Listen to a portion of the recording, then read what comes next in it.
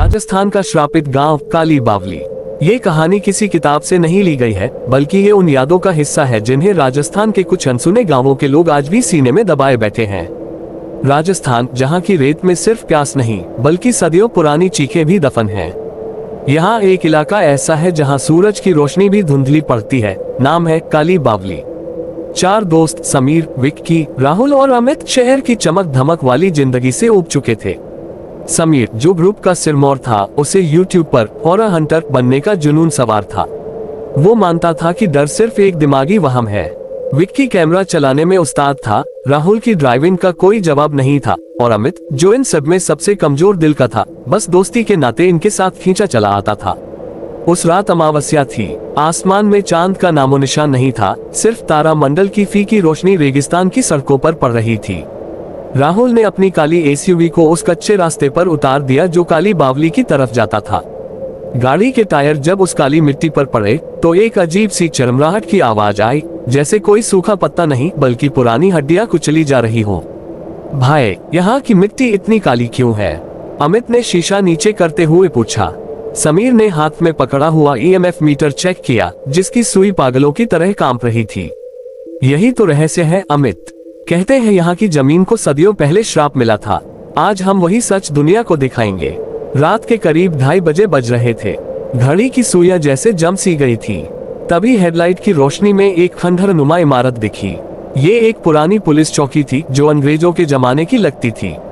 दीवारें गिर चुकी थीं और चारों तरफ अजीब सी कंटीली झाड़ियां उगी हुई थीं। गाड़ी रुकते ही एक सन्नाटा पसर गया, ऐसा सन्नाटा जो कानों में दर्द पैदा कर दे। जैसे ही चारों गाड़ी से बाहर निकले, विक्की ने कैमरा ऑन किया और अपनी हेड टॉर्च जला ली। तभी उस चौकी के मुख्य द्वार के पास, जो अब सिर्फ एक टूटा हुआ ढांचा था, उन्हें एक साया दिखा। एक बूढ़ा आदमी जिसकी पीठ उनकी तरफ थी। वो जमीन पर बैठा था, एकदम स्थिर, जैसे पत्थर की मूरत हो। उसके सामने फर्श पर एक पुरानी लकड़ी की दहलीज चौखट धंसी हुई थी।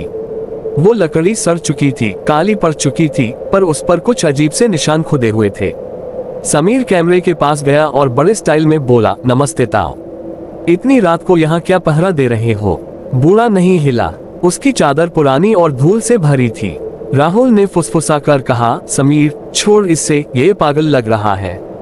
चल अंदर चलते हैं। समीर को लगा कि शायद ताऊ कोई एक्टिंग कर रहा है। उसने जोश जोश में अपना भारी बूट उठाया और उस दहलीज पर पूरी ताकत से मार दिया।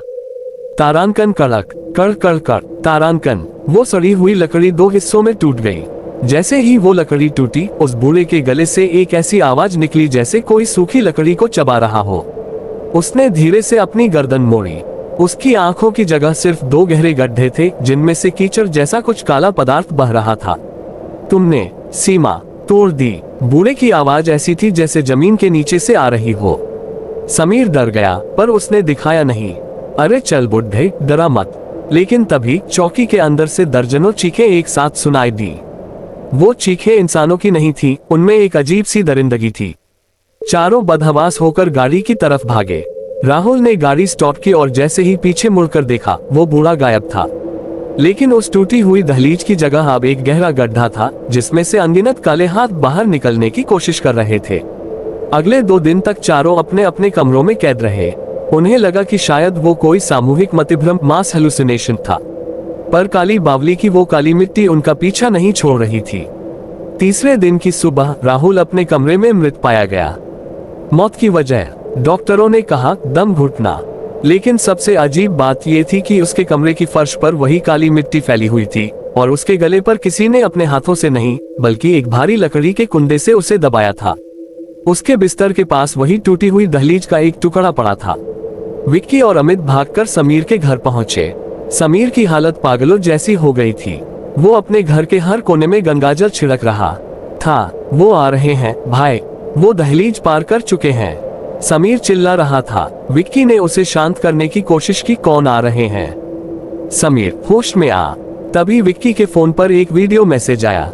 ये वही फुटेज थी जो उन्होंने उस रात रिकॉर्ड की थी, लेकिन वीडियो में कुछ अलग था। वीडियो में दिख रहा था कि जब समीर ने उस दहलीज पर लात मारी तो उस बूढ़े के पीछे एक नहीं बल्कि सैकड़ों साए खड़े थे, जो कैमरे की तरफ देख रहे थे और मुस्कुरा रहे थे। रात के 12 बजते ही समीर के घर की लाइटें गुल हो गईं। बाहर तेज आंधी चलने लगी, लेकिन आंधी में हवा नहीं बल्कि काली रेत उड़ रही थी। अचानक समीर के हॉल के बीचों बीच से वही घसीटने वाली आवाज आए, तारांकन सर्र सर्र। अमित ने अपने मोबाइल की फ्लैशलाइट जलाई। हॉल के फर्श के पत्थर अपने आप उखड़ने लगे थे। उन पत्थरों के नीचे से वही पुरानी काली लकड़ी की दहलीज बाहर निकल रही थी। वो धीरे धीरे बड़ी होती गई, यहाँ तक कि उसने पूरे हॉल को घेर लिया। समीर, ये क्या हो रहा है? अमित की आवाज फटने लगी। तभी अंधेरे कोने से वो बूढ़ा प्रकट हुआ। इस बार वो अकेला नहीं था। उसके पीछे राहुल का साया खड़ा था, जिसकी आंखें सफेद पड़ चुकी थीं और शरीर से वही काली मिट्टी झड़ रही थी। बूढ़े ने अपना हाथ उठाया। विक्की अचानक हवा में उछला और दीवार से जाकर चिपक गया। उसके शरीर की हड्डियां एक एक करके चटकने लगी। ऐसा लग रहा था जैसे कोई अदृश्य मशीन उसे पीस रही हो। विक्की की चीखें समीर के कानों के पर्दे फाड़ रही थी। तभी विक्की के मुंह से वही काली मिट्टी निकलने लगी और देखते ही देखते वो एक बेजान पुतले में बदल गया। अब बचा था समीर और अमित। बूढ़ा समीर के करीब आया। उसकी सांसों से सड़न की बदबू आ रही थी। उसने समीर का वही पैर पकड़ा जिससे उसने दहलीज तोड़ी थी। दहलीज सिर्फ लकड़ी नहीं होती, वो एक करार होता है इंसानों और रूहों के बीच। तुमने करार तोड़ा, अब तुम इस दहलीज का हिस्सा बनोगे। समीर का पैर धीरे धीरे गलने लगा। वो दर्द से तड़प रहा था, पर उसकी आवाज नहीं निकल रही थी। अमित ये सब देख रहा था। वो भागना चाहता था, पर उसके हाथ पैर जैसे पत्थर के हो गए थे। समीर को उस काली दहलीज ने अपने अंदर खींच लिया। फर्श के पत्थर वापस अपनी जगह लग गए, जैसे वहां कुछ हुआ ही न हो। अमित अकेला उस अंधेरे कमरे में बैठा रहा। अगले दिन पुलिस आए। अमित को मानसिक अस्पताल भेज दिया गया क्योंकि वो सिर्फ एक ही बात दोहरा रहा था, दहलीज टूट गई।